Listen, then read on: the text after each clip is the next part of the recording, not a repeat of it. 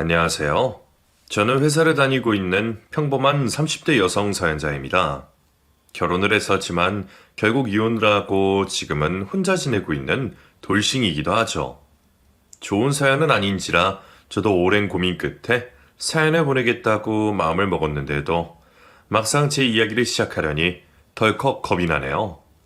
제가 아직은 젊은 나이이긴 해도 제가 워낙 별일을 다 겪은 탓에 인생에 더 두려울 일도 없을 거라 생각했는데 처음 겪는 일들은 늘 걱정이 앞서는 것 같습니다.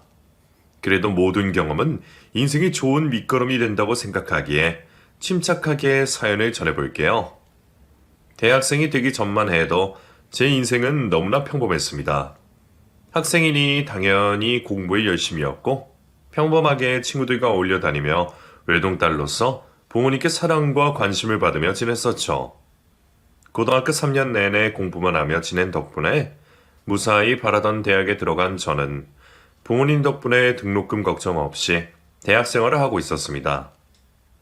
넉넉한 형편은 아니라 평범한 가정이었던 탓에 등록금을 내주신 것만으로도 감사했던 저는 열심히 대학 생활을 하며 평범하지만 안정적인 삶을 지내고 있었죠. 그렇게 학점 걱정이나 하면서 한창 대학 생활을 하고 있던 제게 청천벽력 같은 소식이 찾아왔습니다. 아무도 예상할 수 없던 사고로 부모님이 돌아가시면서 제 인생은 그 후로 완전히 달라지게 되었습니다. 뉴스에서도 하루에 몇 번씩 오르내리는 교통사고였지만 설마 저희 가족이 그 주인공이 될 줄은 몰랐어요.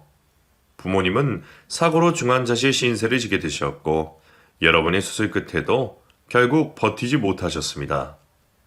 그렇게 한 달 간격으로 부모님이 제 곁을 떠나시면서 제게 남은 것은 미처 치르지 못한 남은 병원비와 부모님의 사망보험금 뿐이었습니다. 워낙 큰 수술이었던 탓에 병원비를 전부 보험 처리할 수 없어서 집에 있던 돈을 거의 다 털어서 썼었는데 정작 부모님이 돌아가시니 큰돈이 생긴 것이 참 아이러니했네요. 제가 유일한 자식이었기에 부모님의 보험금은 전부 제 몫이 되었지만 그 돈이 부모님의 목숨값이라는 생각에 저는 부모님의 보험금에 차마 손댈 수 없었습니다. 그나마 남아있던 재산으로는 부모님의 장례를 치르고 남은 돈이 없어서 대학 등록금을 내지 못하고 있었죠.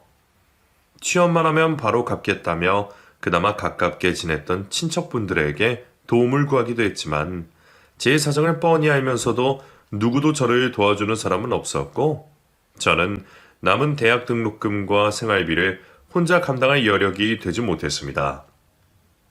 계속 휴학을 유지하고 아르바이트를 할까 생각도 했지만 부모님의 곁을 지키느라 이미 한참 졸업이 늦어진 탓에 복학을 더 미루기 어려웠어요. 결국 저는 쓰고 싶지 않았던 부모님의 보험금을 쓸 수밖에 없었습니다. 제 몸 편하자고 핑계였을지도 모르겠지만 저는 알 수 없는 죄책감을 느끼며 그 돈으로 남은 생을 살기로 했어요. 그래도 그 덕분에 무사히 졸업할 수 있었고 저는 부모님 없이도 홀로 서기를 할 수 있었습니다. 솔직히 말하자면 부모님이 돌아가신 후에는 기댈 곳이 없다는 이유로 인생에 별 미련은 없었습니다. 공부를 계속해야 하는지 졸업을 하면 뭘 하는지 별로 삶에 의미가 없다 싶었어요. 그래서 처음에는 제가 대학 합격했을 때 유난히 좋아하셨던 부모님 생각에 졸업만은 하자며 부모님의 보험금으로 대학 등록금을 치렀고 그 후에는 부모님 목숨값으로 공부를 했다는 생각에 힘들게 딴 졸업장을 들고 취업까지 하게 되었습니다. 그렇게 핑계를 대며 살다 보니 사라지는 인생이었어요.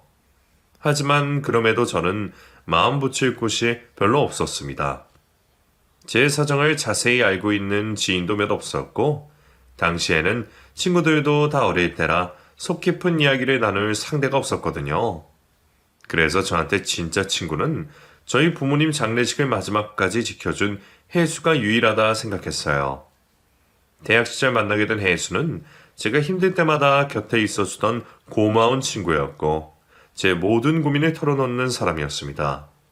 친구는 혜수가 있으니 하나면 족하다고 해도 가족이라 부를 수 있는 사람은 결국 없었네요. 욕심으로는 좋은 사람을 만나서 제 가정을 꾸리고 싶은 마음도 있었지만 고아인 제 사정을 꺼려하는 사람들 때문에 연애와 결혼도 쉽지 않은 일이었습니다. 하지만 인연은 어디에다 있는지 그런 제게도 다가와준 사람이 있었어요. 그게 바로 인수 씨였죠. 거래처 직원으로 처음 만났었던 인수 씨는 참 좋은 사람이었습니다. 사람들에게 늘 다정하고 친절해서 주변 평판도 너무 좋았었죠. 그런 사람이 저처럼 가족이 없다는 것을 알게 된 것은 한참 뒤의 일이었습니다. 저와 달리 워낙 긍정적인 사람이라 그런 슬픔이 있는 줄 몰랐는데 우연히 인수 씨 부모님의 기일을 알게 되어 그 사람의 사정까지 듣게 되었어요. 매년 혼자 부모님의 기일을 챙기며 슬퍼했던 저는 답지 않은 웬 오질 앞에 그날 그 사람의 곁을 지켜주었고 그렇게 저희의 인연이 시작되게 되었습니다. 연애를 하는 동안 저희는 남들이 부러워할 만큼 잘 어울렸고 저도 모르게 인수 씨에게 의지하게 되었어요. 서로의 사정을 깊이 공감하는 만큼 통하는 부분은 많을 수밖에 없었고 그렇게 저희는 결혼까지 약속하게 되었습니다. 어쩌다 연애를 하게 되더라도 시댁반대에 부딪혀서 결혼까지는 쉽지 않을 거라 생각했는데 저희는 서로 사정도 비슷하고 반대할 식구들도 없으니 결혼도 그리 어려운 일은 아니었어요. 그렇게 저희는 2년의 연애 끝에 결혼을 하게 되었고 다시 기댈 곳이 생긴 저는 남편을 바라보며 행복한 결혼 생활을 꿈꿨습니다. 그리고 결혼을 하게 된 저는 제 앞으로 보험을 들어놓았었죠. 갑자기 보험이라 이상하시겠지만 그건 남편을 위한 제 사랑의 표현이었어요. 그 전까지는 건강체질이라 실비보험 하나 없던 저였지만 책임져야 할 가족이 생기니 사정이 달랐습니다. 저희 부모님이 먼저 떠나신 걸 생각하면 혹시 모를 일을 생각할 수밖에 없었어요. 그런 일은 평생 없었으면 좋겠지만 혹시라도 남편이 혼자 남겨질 상황을 생각하여 저는 남편을 수혜자로 지정해 작은 보험을 하나 들게 되었습니다. 질병과 사망까지 보장되는 보험이었지만 설마 그걸 쓸 일이 있을까 싶었네요. 그런데 어쩌면 이런 일이 있는지 저는 결혼한 지 2년 만에 그 보험을 쓰게 되었습니다. 결혼 2년 차, 저희는 아이 소식을 기다리고 있는 중이었어요. 원래라면 신혼 1년 뒤에 곧바로 아이를 가질 생각이었는데 어쩐 일인지 임신이 쉽지 않더라고요. 남편은 신혼이 길면 더 좋은 거지 않냐며 마음 편히 지내라고 했지만 여자 나이 30이 훌쩍 넘어간 저로서는 여러모로 걱정이 될 수밖에 없었죠.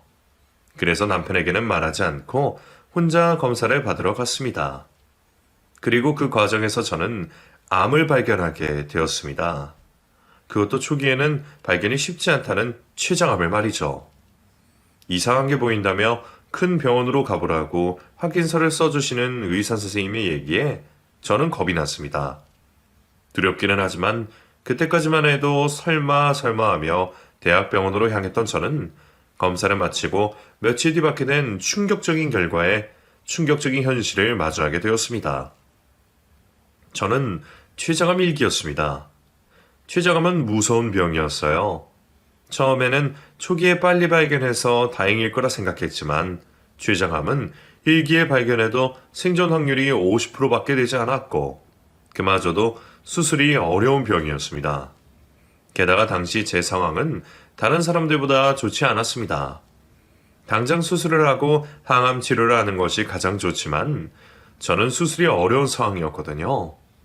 의사 선생님은 항암 치료를 진행하며 수술이 가능한 상태를 지켜보자고 하셨고 결국 저는 남편에게 그 사실을 알리고 곧바로 항암 치료를 시작하게 되었습니다. 저는 너무 무서웠습니다. 부모님 돌아가시고 이제서야 행복해질 거라 생각했는데 죽을 병에 걸렸다는 게 믿을 수가 없었어요. 여보, 괜찮아. 당신 이겨낼 수 있어. 치료 열심히 받고 수술도 잘 받으면 되지. 요즘 기술로 설마 암도 못 고치겠어? 당신 꼭 살 수 있으니까 우리 희망을 잃지 말자. 남편은 걱정하고 비관하는 제게 아직 희망이 있다며 저를 다독여 주었지만 수술도 하지 못하는 상황에 저는 그런 희망이 쉽게 생기지는 않았어요. 이미 가까운 이의 죽음을 한번 경험한 탓인지 희망보다는 죽음이 더 가깝게 느껴졌거든요. 그래도 저는 저를 걱정하는 사람들을 위해 희망을 포기할 수가 없었습니다. 치료 때문에 회사까지 관둔 저를 대신해서 주말 근무에 야근까지 하는 남편과 친구도 별로 없는 저를 위해 제 간병까지 자처해준 친구 혜수가 있었으니까요. 남편이야 유일한 저의 가족이니 어쩌면 희생이 당연했지만 자기 삶을 살기에도 바쁜 친구까지 저를 위해 애써주는 모습이 저는 무척 고마웠습니다. 하지만 언제까지 가까운 사람들에게 희생에 바랄 수 없었던 저는 결국 간병인을 알아보기로 했어요. 남편 역시 회사 일 때문에 저를 옆에서 챙길 수 없어서 미안하다며 자기가 직접 발품을 팔아 좋은 간병인을 구해주겠다고 했습니다. 남편은 직접 저를 챙기지 못해서 미안하다고 했지만 저는 그것만으로도 무척 고마운 마음이었어요. 이미 외벌이에 혼자 돈 벌겠다고 고생하는 남편을 보면서 저는 미안한 마음밖에 없었거든요. 그리고 혹시나 내가 없으면 혼자 남겨질 남편을 생각하니 제가 그 사람에게 죄를 짓는 마음이었죠. 그렇게 간병인 이모님을 만나게 된 저는 이모님의 도움으로 통원을 하며 항암 치료를 다니게 되었습니다. 병원에서는 입원 치료를 권하기도 했지만 부모님이 중환자실에 계셨을 때의 기억 때문인지 병원을 유난히 싫어했었던 저는 웬만하면 입원을 하고 싶지 않았습니다. 그래서 항암 치료를 받을 때만 입원, 퇴원을 반복하며 평소에는 최대한 집에 있으려고 노력했어요. 덕분에 이모님은 왔다 갔다 더 고생이셨지만 이모님은 한 번도 불평하신 적이 없으셨습니다. 오히려 제 대신 살림까지 챙겨주시고 저를 정말 가족처럼 돌봐주셨어요. 간병일이 워낙 이타심이 없으면 하지 못할 일이라는 건 알고 있었지만 그럼에도 그렇게까지 희생해주시는 모습이 의외이기도 했죠. 이모님, 청소까지 해주실 필요 없어요. 제가 하면 되는데. 아유, 내가 뭐 할 게 있다고. 하는 것 없이 돈 벌어가느니 이런 거라도 해줘야지. 하는 게 없다뇨. 저 데리고 병원 다니시는 것만으로도 힘드실 텐데요. 아니야, 내가 하고 싶어. 사실 내가 새댁이 남 같지가 않아서 그래. 새댁을 보면 꼭 옛날에 잃어버린 내 딸 같아서 말이야. 그러고 보니 우리 딸이랑 많이 닮은 것도 같으네. 나이도 비슷하고. 우리 애도 살아서 커졌으면 그 나이쯤 됐을 거거든. 알고 보니 이모님께는 제 또래의 따님이 있으셨답니다. 하지만 안타깝게도 어릴 적에 병으로 일찍 떠났고 이모님은 그 후로 딸을 잃은 슬픔을 잊으려고 여전히 남들을 돌보며 혼자 살아가고 계셨어요. 그런 사정이 있으셨던 이모님이 아무래도 아픈 제게서 따님을 보셨던 것 같습니다. 그래서인지 제게 정말 엄마처럼 잘해주셨어요. 너무 잘해주시고 챙겨주시는 덕에 민망스러울 정도로 죄송했지만 저도 오랜만에 받는 그런 애정이 싫지는 않았습니다. 물론 제게도 의지하는 남편과 친구가 있었지만 이모님은 왠지 저희 엄마가 생각나게 하시는 분이었거든요. 정말로 친정엄마가 해주시는 것 같은 음식들과 간병에 저는 좀 더 마음 편히 치료를 받을 수 있었습니다. 하지만 그런 치료에도 차도가 금방 생기지는 않았어요. 벌써 몇 달이 지났는데도 수술할 수 있는 기미는 보이지 않았고 주변에서도 자꾸만 나쁜 소식들만 접하다 보니 제 스스로도 포기하고 싶어질 때가 있었죠. 하지만 저를 응원해주는 사람들의 마음을 모른 채 할 수 없었던 저는 저를 아껴주는 사람들의 응원으로 힘든 항암 치료를 이겨내며 버티고 있었어요. 하지만 그런 제게 어느 날 믿지 못할 일이 벌어지게 되었습니다. 그날은 제가 항암 치료를 하기 위해 입원이 예정되어 있었던 날이었는데 그날따라 제 컨디션이 너무 좋지 못해서 진행 예정이었던 항암 치료를 취소하고 일찍 집으로 돌아와 있던 날이었습니다. 원래 예정대로라면 이틀간 병원에 입원해 있어야 했지만 그날은 반나절도 되지 않아 집으로 돌아오게 되었죠. 병원에 다녀오니 곧 남편이 퇴근할 시간이라 저는 이모님을 보내드리고 집에 혼자 있게 되었습니다. 새댁, 정말 혼자 있을 수 있겠어? 어차피 원래 내가 옆에 있어줘야 하는 건데. 아니에요, 이모님. 저 정말 괜찮아요. 피곤한 거 말고는 어디 아픈 데도 없고요. 그냥 집에서 자고 쉬면 될 것 같아요. 그럼 내가 저녁이라도 챙겨주고 갈까? 속도 안 좋다면서 죽이라도 끓여놓고 갈게. 아니에요. 오늘 제가 휴가 드리고 싶어서 그러는 건데요. 어차피 남편 곧 오니까 오면 남편한테 부탁할게요. 요 몇 달 동안 저 때문에 쉬지도 못하셨잖아요. 제가 너무 죄송했어서 그래요. 저도 마음 편히 쉬고 있을 테니까 이모도 집에서 좀 쉬다 오세요. 얼른 들어가 보세요. 어차피 컨디션 난초였을 뿐 몸에 큰 문제가 있었던 건 아니었던지라 저는 저를 계속 걱정하는 간병인 이모님을 일찍 돌려보내며 작은 방에서 잠을 청했습니다. 사실 제가 아픈 뒤로 저희 부부는 계속 각방을 쓰고 있었어요. 밤새 진통에 뒤척이며 제대로 잠들지도 못하다 보니 제가 옆에 있으면 남편까지 잠을 설치게 되더라고요. 안 그래도 저 때문에 일하느라 피곤할 남편을 걱정한 저는 제가 먼저 각방을 쓰자고 제안했었습니다. 그걸 생각해보니 제가 아내로서 남편에게 제대로 해주는 것도 없이 참 못난 와이프였다는 생각이 들었죠. 곧 들어올 남편을 기다리며 오랜만에 안방에 들어가서 잘까도 했지만 몇 달째 본의 아니게 각방 생활을 하다 보니 저도 왠지 쓰던 방이 편하더라고요. 그래서 저는 남편과 따로 지내는 제 방에서 잠시 잠에 들게 되었습니다. 시간이 얼마나 지났을까요? 날은 어둑어둑해졌고 현관이 열리는 소리가 들리더니 집 안으로 누군가 들어오는 소리가 들렸습니다. 선잠을 자고 있던 저는 당연히 남편일 거라 생각하며 몸을 일으키려던 찰나 뒤이어 들려오는 여자의 목소리에 저는 몸이 굳어버렸어요. 자기야, 나 오늘 저녁 뭐 해줄 거야? 나 파스타 먹고 싶은데? 나 저번에 해줬던 파스타 해주라. 파스타? 그게 먹고 싶어? 그래. 오늘 그럼 파스타랑 와인 한잔 할까? 오랜만에 분위기도 잡을 겸? 그럴까? 너무 좋지. 우리 둘만 있으니까 너무너무 행복하다.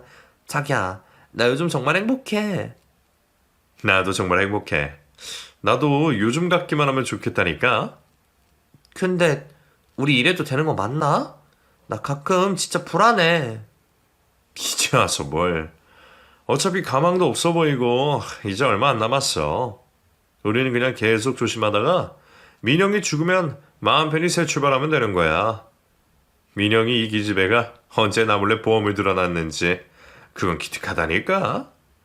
아무튼 우리는 그냥 고맙게 보험금만 받으면 되는 거야. 그때만 되면 더 큰 집으로 이사도 가고 내가 자기 호강시켜줄게. 집안에서 들려오는 의문의 여성의 목소리는 제가 익히 잘 알고 있던 사람이었습니다. 바로 제게는 자매만큼이나 가까웠고 제 사정을 모두 알 만큼 유일했던 단짝 친구 혜수였었죠.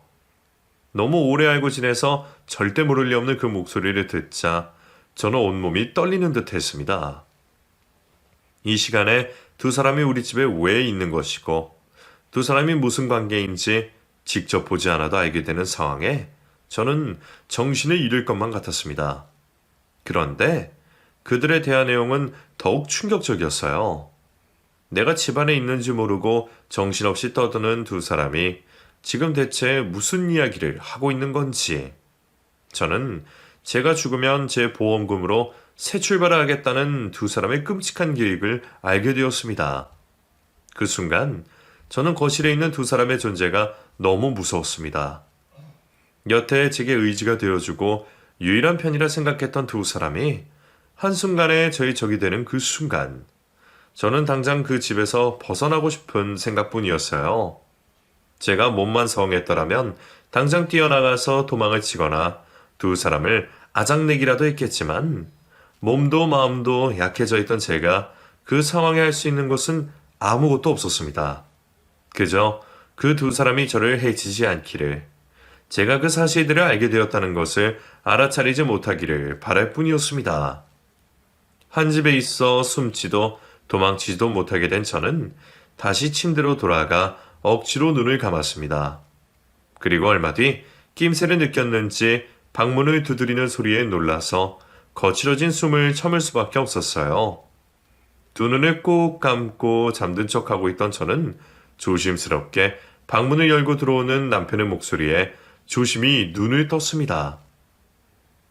여보, 자? 여보, 민영아, 안 들리니? 제가 집에 있는지도 모르고 둘이 그런 대화를 하고 있었으니 제가 집에 있다는 것을 알고 무척 놀랐을 겁니다. 그런 남편은 제가 들었을까 걱정하며 제가 잠들어 있었는지 확인하려 했어요. 그 상황에 저는 안간힘을 써서 연기를 할 수밖에 없었고 당장이라도 그놈의 목을 조르고 싶은 마음을 애써 억누르며 잠에서 막 깨어난 척 일어났습니다.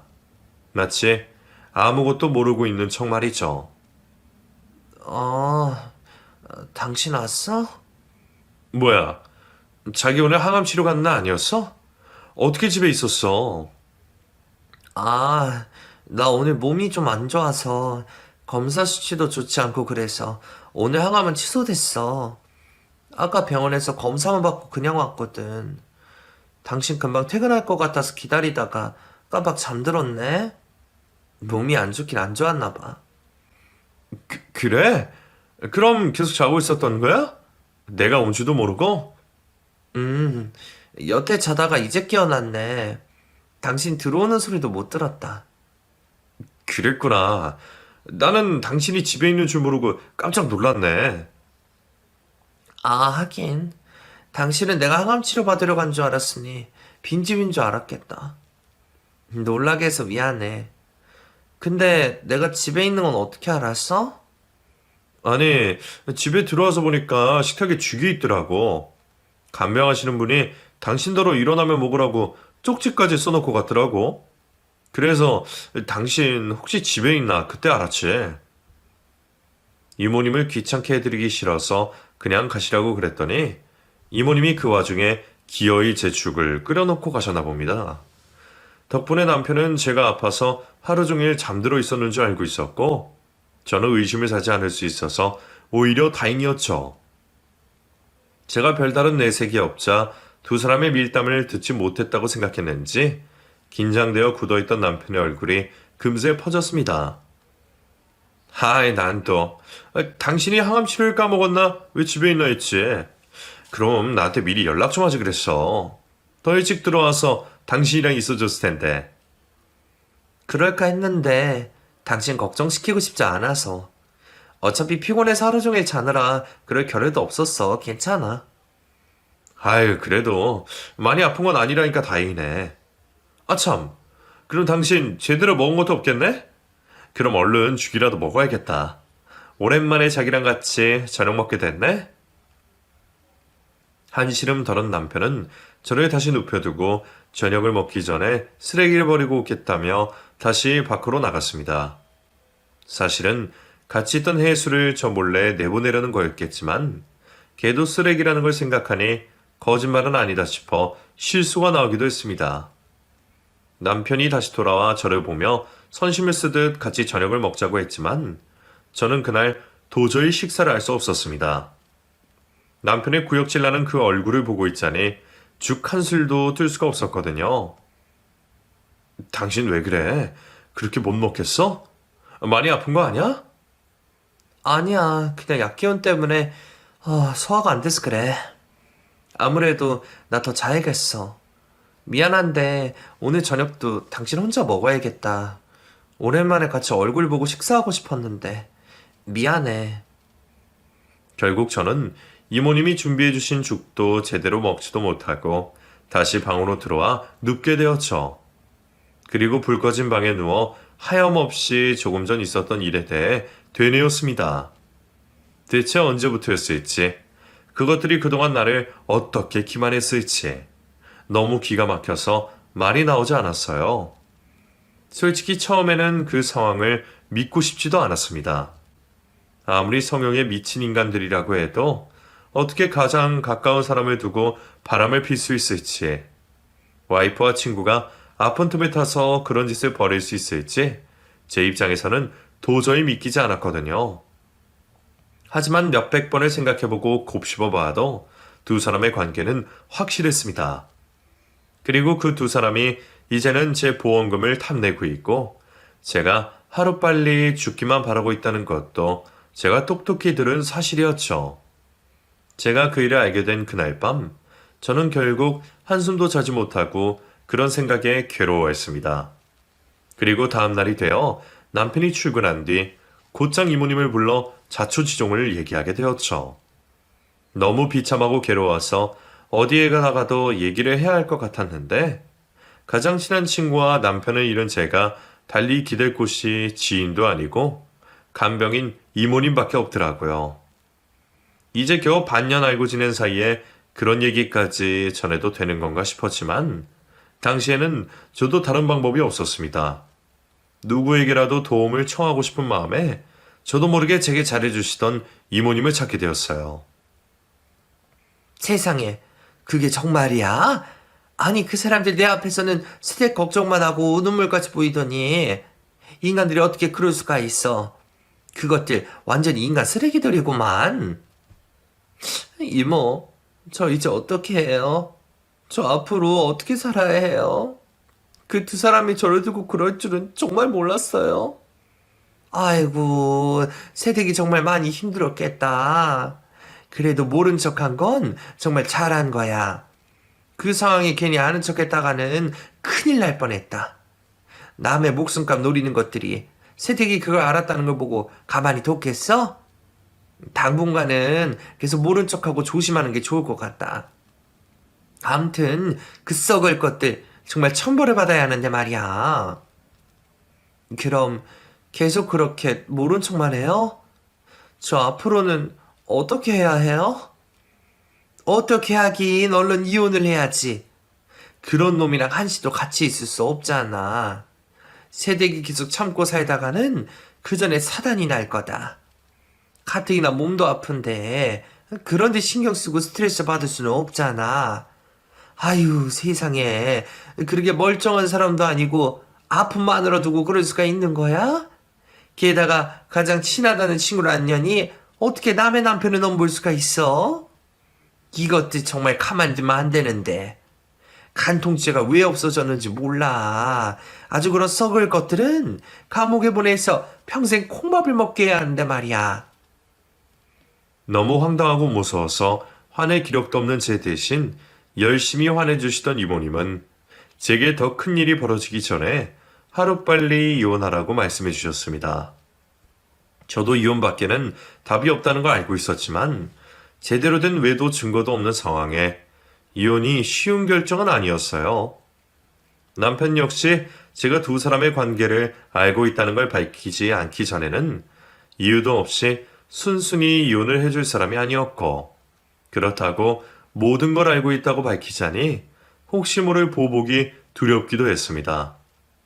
제가 건강하고 물질적으로나 체력적으로나 여유가 있었더라면 직접 나서서 이혼 변호사를 알아보고 여차하면 심부름 센터라도 알아봤을 텐데 당시에 저는 그럴 돈도 기력도 없는 상황이었고 그 탓에 이혼이 쉬울 것 같지 않았습니다. 하지만 다른 무엇보다 가장 큰 문제는 결국 제 마음 상태였어요. 그동안 저를 걱정하는 남편과 친구 덕분에 겨우 버텨왔던 제가 가족과도 같은 유일한 사람들에게 배신당하고 농락당했다는 사실은 저를 충분히 좌절하게 만들었으니까요. 아무렇게 된 후로 매일 죽고 싶고 포기하고 싶던 생각을 주변 사람들의 응원으로 겨우 억누르고 있었던 제가 결국 모든 걸 포기하게 만들었죠. 이혼이요? 솔직히 지금은 잘 모르겠어요. 이혼을 하면 뭐 하는지, 남편한테 보험금이 가면 또 어떤지, 그게 다 나랑 무슨 상관일까 싶네요. 그게 무슨 말이야? 무슨 상관이냐니? 그럼 그것들이 세댁 두고 잘 살아도 괜찮아? 그렇잖아요. 저 항암 치료 받으면서도 차도가 있는지도 모르겠고 당장 수술도 못할 거라. 그러면 살 확률은 점점 떨어지고 있는데 제가 죽으면 보험도 결국 누군가는 받아야 할 돈이잖아요. 그렇다고 제가 부모 형제가 있는 것도 아니고 가족이라고는 남편 그놈 하나뿐인데 어차피 사라질 돈이면 누가 쓰든 무슨 상관이었겠어요. 그렇다고 얼마 남았을지 모를 제 인생 이혼 소송한다고 허비하고 싶지도 않고 그럴 힘도 없네요. 모든 것을 체념한 듯 담담히 말하는 저를 보며 이모님은 선뜻 말씀을 꺼내지 못하셨습니다. 왜 그런 생각을 하느냐고, 당연히 살 수 있다고, 확신할 수 없는 말들로 그저 부추기기에는 이모님이야말로 제 사정을 가장 잘 알고 계셨을 겁니다. 이모님이 그동안 간병일을 하시면서 저같이 희망을 잃고 삶을 포기하려는 사람을 얼마나 많이 보셨는지 저도 잘 알고 있습니다. 하물며 치료에 차도를 보이고 살 거라는 확신에 차 있던 환자들도 어느 날 하루아침에 상태가 나빠져서 죽어버리는 모습을 보면서 이모님도 제게 함부로 살 거라고 말씀하지 못하셨겠죠. 저도 그런 사례를 모르지 않았기에 제 스스로 희망을 가지려 하지 않았습니다. 오히려 그동안 남편을 위해 억지로 버텼던 제가 더 이상 버텨야 할 이유를 찾지 못했던 거였죠. 그 후로 저는 남편에게 별 내색은 하지 않고 남은 치료를 받으면서도 이혼을 준비하거나 살 거라는 희망을 다시 찾지는 못했습니다. 상태가 좋아지면 수술도 알아보자던 의사 선생님은 매번 검사 결과를 보시며 고개를 저으셨고 저는 제게 남은 시간이 얼마 없으리라 생각하고 있었습니다. 어쩌면 그때는 어차피 살아서 뭐하나 싶은 생각까지 들었어요. 복수를 하려는 마음도 기력이 있어야 하는 것인지 저는 남편과 제 친구가 증오스러우면서도 그럴 수가 없었죠. 남편이 매일 야근에 출장을 가야 한다며 뻔한 거짓말을 하는 것을 보면서도 아무런 생각을 하지 않았습니다.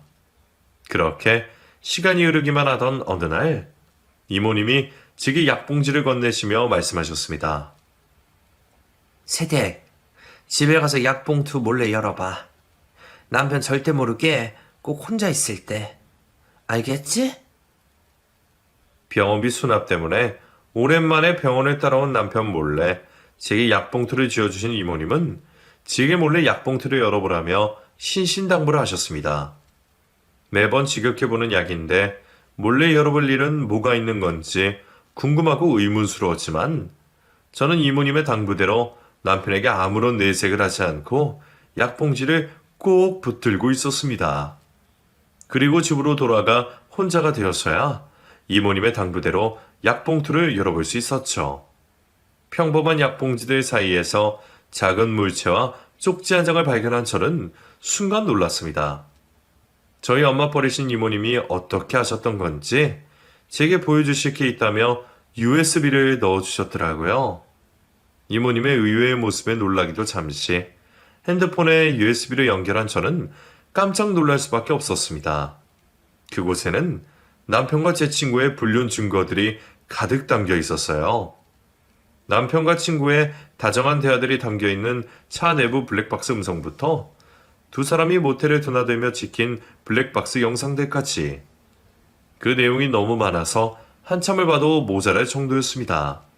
게다가 어떻게 알아내셨는지 제 친구가 저희 집 아파트 키를 하나 더 만들어서 들고 다녔던 것도 알아내셔서 몰래 그 사진까지 찍어 놓으셨더라고요. 이 정도면 이혼 소송에 질 일은 없겠다는 생각을 하며 저는 그제서야 이모님의 의도를 알게 되었습니다. 제가 이혼할 여력도 없다며 인생을 포기하는 것을 보고 안쓰러우셨던 이모님이 제 대신 뛰어다니시면서 증거들을 모아주셨던 거였어요. 이모님이 제게 잘해주시는 건 알고 있었지만 이렇게 개인적인 일까지 걱정해서 나서주실 줄은 상상도 하지 못했습니다. 제가 이모님께 제 사정을 전했던 것도 직접적인 도움을 기대한 것이 아니라 그냥 신세한탄이라 생각했거든요. 이런 일이 남편에게 들키면 이모님은 곧바로 간병인 자리를 잘리고 어쩌면 다시는 간병인 일을 하지 못하실지도 모르는데 저를 위해 그렇게까지 해주셨다는 게 저도 쉽게 믿기지 않았습니다. 그리고 저를 위해 그렇게까지 나눠주신 이모님의 도움을 저도 모른 척 할 수 없었죠. 결국 저는 그런 이모님의 도움 덕에 다시 희망을 볼 수 있게 되었습니다.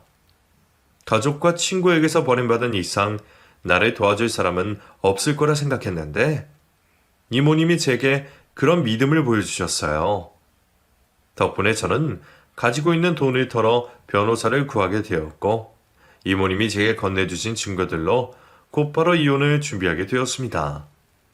이혼을 하게 되면 어차피 한 집에서 지내지 못하게 될 테니 그참에 병원에 입원을 하기로 결정했고 저는 남편이 집을 비운 사이 집안에 있던 제 짐을 몽땅 챙겨 보관소에 맡기고 병원 신세를 지게 되었습니다. 그리고 그 뒤에 남편에게 이혼 소장을 보내게 되었죠. 교만해서 그런지 제가 연기를 그만큼 잘했는지 제가 끝까지 모르고 있는 줄 알고 있었던 남편은 갑작스러운 이혼 소송에 뒤통수라도 맞은 듯 당황스러워했습니다. 전화가 와서는 오해라며 또다시 거짓말을 할 생각만 하더라고요. 여보, 이거 뭐야? 당신 나랑 이혼 소송하겠다 이거야? 게다가 이혼서유가 남편을 왜 도라니? 당신이 뭔가 오해하고 있는 것 같은데 나 아니야. 바람이라니. 내가 설마 아픈 당신 두고 바람 피고 있었을 거라 생각해? 아니야, 나 정말 억울해.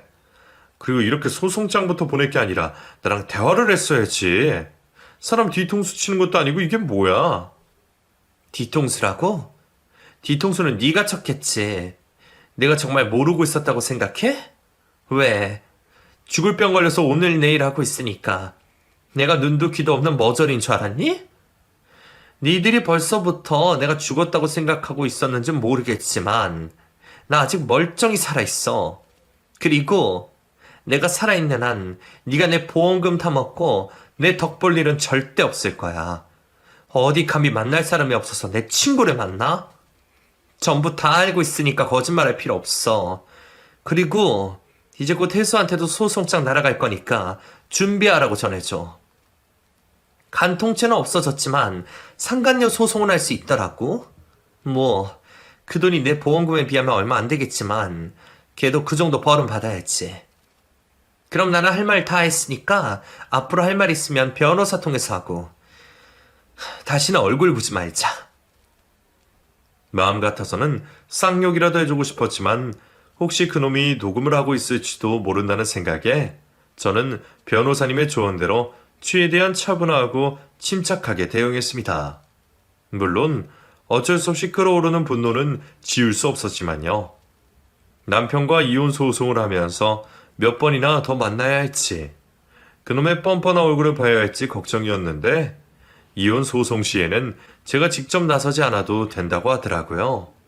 게다가 제가 생사의 갈림길에 놓여있던 탓에 직접 얼굴을 비추지 않아도 판사님께서 아픈 저를 가여이 여겨주셨겠죠.